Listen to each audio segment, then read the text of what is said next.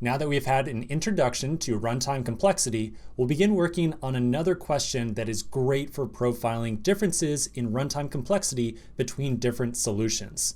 So inside my code editor, I'm going to find the fib folder and open up the index.js file. And then as usual, we'll also start our tests up. So at the console, I'll run just fib test.js -- watch, like so.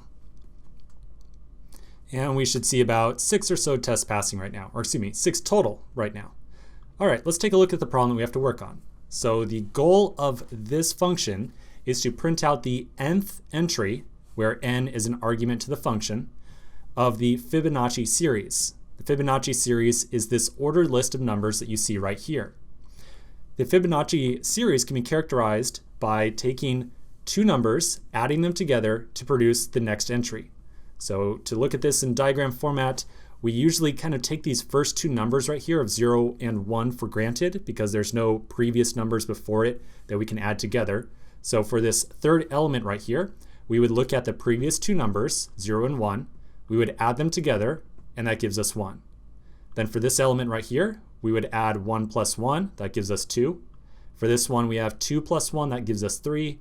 5 is 3 plus 2, and so on. You get the idea. Now the Fibonacci series extends past 13, of course, so it goes on as far as you want, but this is the general pattern that we need to be aware of. So I'm just showing the first couple elements out of it. Our goal with this function right here is to make sure that we return the nth entry. So usually the way that we solve this is by generating the entire series all the way up to the nth entry, and then we return that entry. So it's really tough to just say, oh yeah, I want to just generate this number right here. Really, you usually end up having to generate all the entries up to that number, and then you can return that one. Okay, now there are two solutions that we're going to look at for Fibonacci.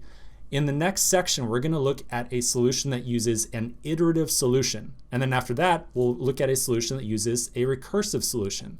So if at all possible, if you've already seen this problem, if you've done it before, go ahead and give a shot at the iterative solution for the next section. If you've never done it before, just give it your best shot and try any solution you can think of. So let's take a quick break right now, give it your best try, and I'll see you in just a minute.